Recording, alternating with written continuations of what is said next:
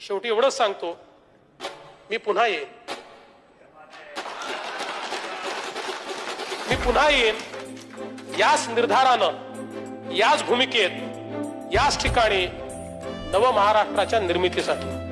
मी पुन्हा येईन गावांना जलयुक्त करण्यासाठी, शहरांचा चेहरा बदलण्यासाठी, माझ्या महाराष्ट्राला दुष्काळमुक्त करण्यासाठी, नव महाराष्ट्राच्या निर्मितीसाठी.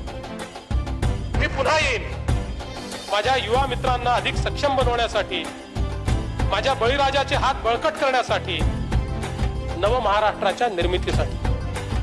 मी पुन्हा येईन याच निर्धारानं, याच भूमिकेत, याच ठिकाणी प्रत्येक व्यक्तीची साथ घेत, त्याचा हात हातात घेत, माझ्या महाराष्ट्राला एक नवीन रूप देण्यासाठी, नव महाराष्ट्राच्या निर्मितीसाठी मी पुन्हा येईन.